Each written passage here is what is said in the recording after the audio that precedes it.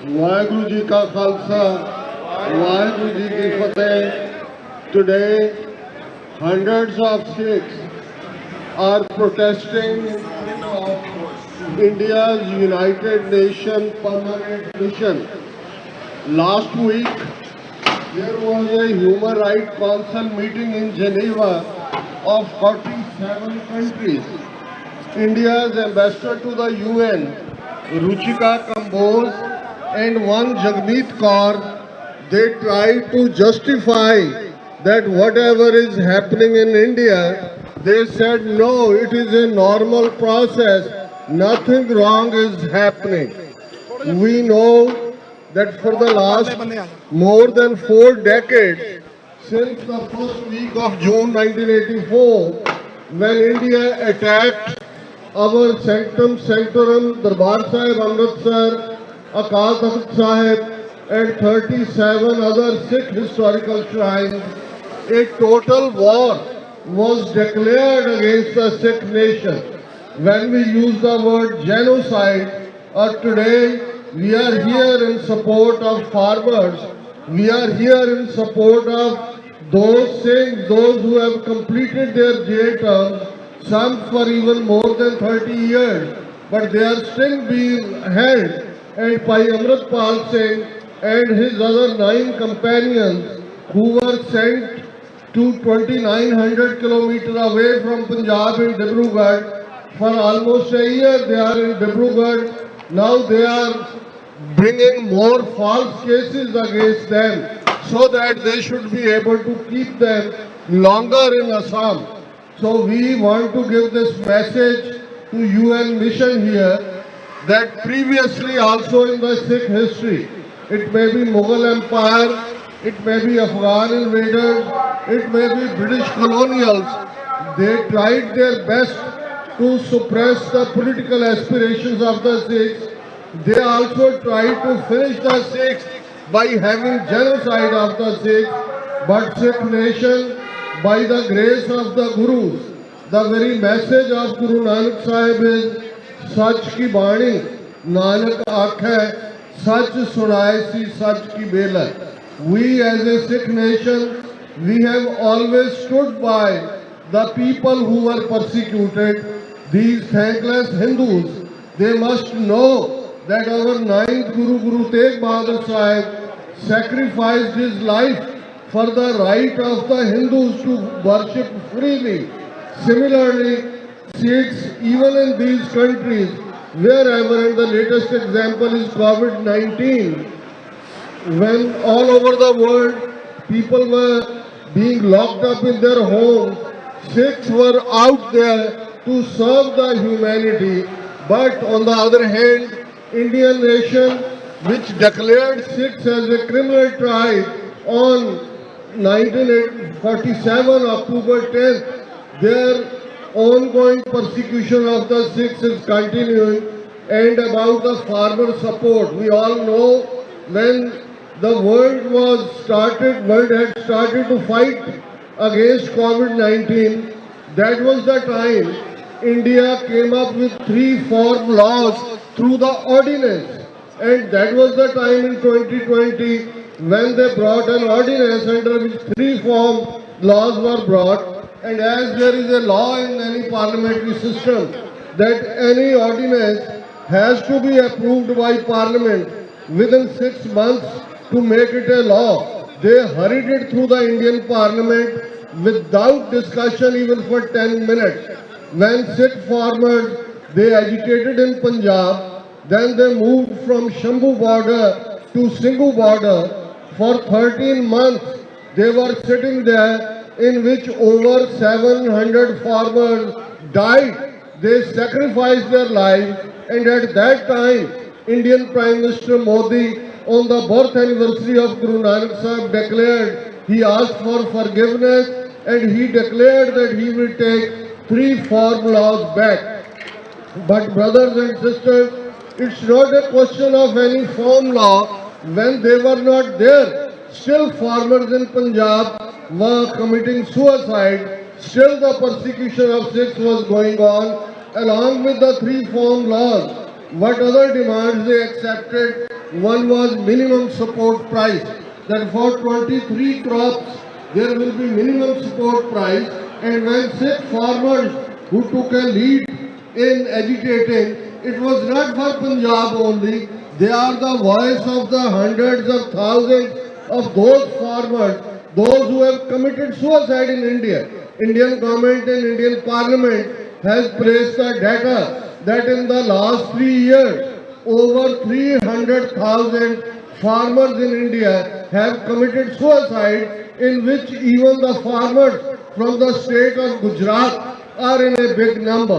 But even after 2 years, in spite of their promises, in spite of some committee which had 33 meetings, no conclusion was there. Then two factions of the farmers, Pandher faction and Dalewal faction, they declared that we are coming to Delhi to remind the rulers of Delhi that they should fulfill the promises what they have made. But what happened, you must have seen that how the Shambhu border alongside Haryana and Punjab was turned into a war zone.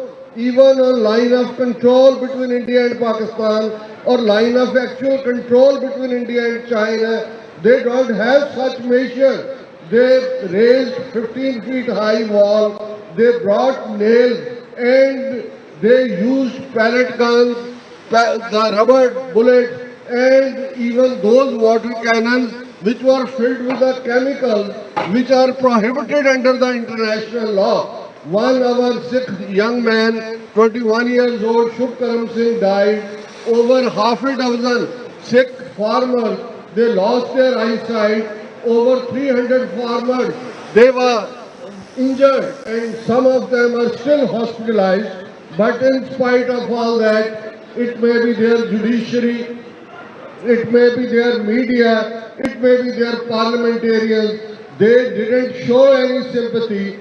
The India, which claims to be the largest democracy on this planet, actually is what was the Nazi Germany or fascist Italy in 1930. We are here in front of India's permanent mission to United Nations to remind them that in 21st century, when we are talking about the new world order, when we are talking about when genocide or Holocaust or ethnic cleansing took place in the past decades or during the Second World War, one message was never again, never again.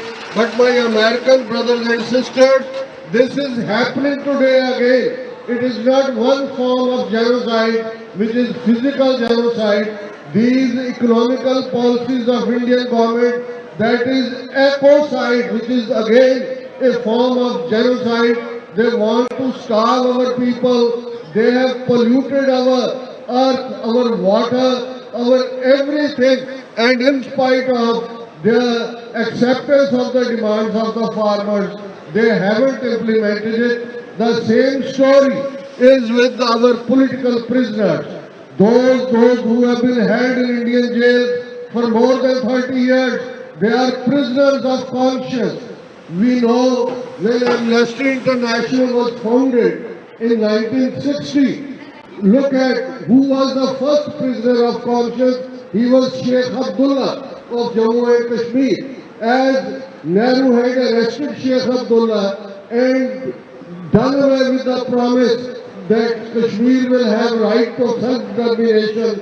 Similarly, those our political prisoners, they are not criminals. They are prisoners of conscience. He may be Jagtar Singh Hawara, he may be Balwant Singh Rajwana, he may be Professor Govinder Pal Singh, and for the past almost now a year, by Amrit Pal Singh and his 9 more companions, they have been sent to Assam.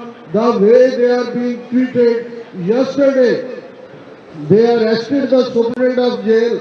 They are in Dibrugarh on UAPA law. The reason being, and what we feared from the very beginning, that they won't let by Amrit Pal Singh and his companions to come in Punjab. They have framed false cases. Now what they are going to do, as they imprisoned him under NSA, and his NSA was about to be done away. So now they will have UAPA against him. Now they will have Assam Special Prisoners Act against him, and that will be an excuse justifying keeping by Amarjit Singh in Assam, by Amarjit Singh's family. The other members are sitting at Heritage Street in Amritsar. Hundreds of Sikhs are visiting them, but unfortunately, all the instruments in Punjab, it may be political parties, Badal Dal or Aam Aadmi Party or Congress or others, they all are the instruments of the Indian state. They are keeping mum, even Jathedar Akal Takht, in spite of issuing an appeal, has not done anything practical. Our message here is 5 million Sikh diaspora who is determined to liberate our homeland Punjab from the Indian yoke. The dirty Indian state not only repressed Sikhs in Punjab, we know since June 18, when by Hardeep Singh Nijjar's cold-blooded murder took place in the precincts of Guru Nanak Sikh Gurdwara in Surrey.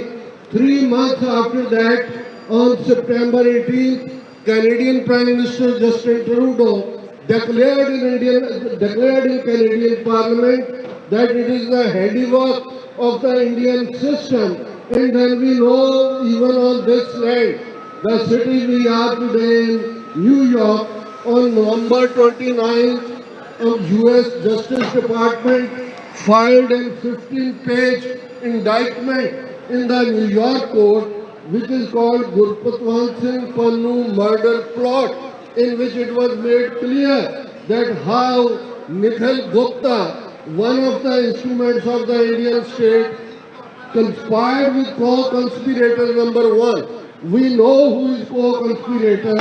Either he is Ajit Doval, or he is Dinkar Gupta, or he is Samant Goel, who was the head of the Indian intelligence agency RAW, and he retired on June 30th. And we are waiting for the extradition of Nikhil Gupta from Czech Republic to New York, when more details will emerge. So not only India has kept that war within the borders of India, they have brought it to outside world, transnational repression. And you must have seen the 3 detailed reports. Yesterday, 45-minute documentary was released by Canadian Broadcasting Corporation, which has brought the facts out. 15-page article was in LA Times yesterday. We know what is happening there. What our message is here, very clear. Most of you who are here must have applied for political asylum. We know that nobody wants to leave his homeland. You all are away from your families, as we left that country almost 30 years ago for the reason when the political power we have, when there was the Sikh Raj of Maharaja Amarjit Singh, which was Sarkare Khalsa, and our court was Darbare Khalsa. More than 50 Europeans, amongst them was a doctor from Pennsylvania, General Allard of Italy, General Ventura of France. They were employed in the Sikh Empire. When you have political power, you have political prosperity, they come to your place to look for employment. Today you all are away, 30,000 miles away from your homeland. As we know, there is no future of our children and their children there. We know how they are bringing drugs into Punjab.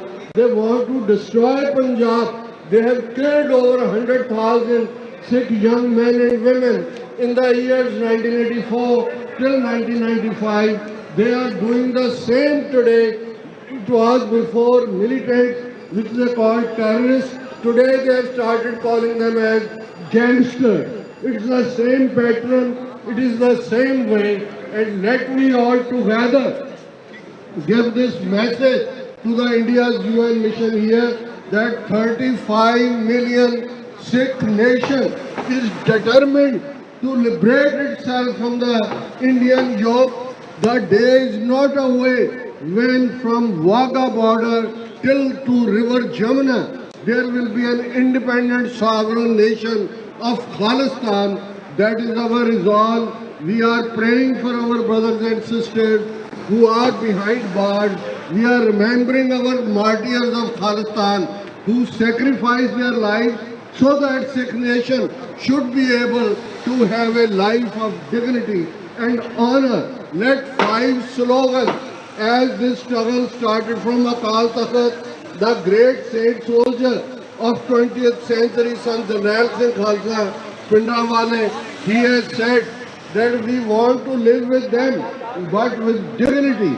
The day Indian Army invaded Darbar Sahib, foundations of Khalistan will be laid. So our struggle started since June 84 for Khalistan.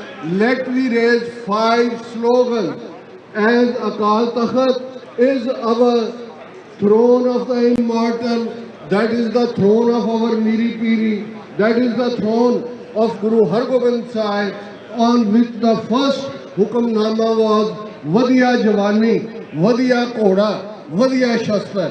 Let me raise 5 slogans. Akal Takht to aayi awaaz, Khalistan, Khalistan. Akal Takht to aayi awaaz, Khalistan, Khalistan. Akal Takht to aayi awaaz, Khalistan, Khalistan. Akal Takht to aayi awaaz, Khalistan, Khalistan. Akal Takht to aayi awaaz, Khalistan, Khalistan. India out of Khalistan, India out of Khalistan, India out of Khalistan, India out of Khalistan. Indian democracy, Indian democracy, Indian thagocracy, Indian thagocracy, Indian Nazicracy, Indian Nazicracy, Indian Gandhicracy, Indian Gandhicracy, India out of Khalistan, India out of India out of up, up, India up, up, up, up, up, up, shame, shame, India, shame, shame, India, shame, shame, India, shame, shame, India. Who is the terrorist? Indian government. Who is the terrorist? Indian government. Who is the guilty? Indian government. Who is the guilty? Indian government. Who is the terrorist? Indian government. India out of Khalistan. India out of Khalistan. No Hindi, no Hindustan. Khalistan, Khalistan. No Hindi, no Hindustan. Khalistan, Khalistan. No Hindi, no Hindustan. Khalistan. India out of Khalistan. India out of Khalistan. India out of Khalistan. Waheguru ji का खालसा वाहिगुरु जी की फतेह।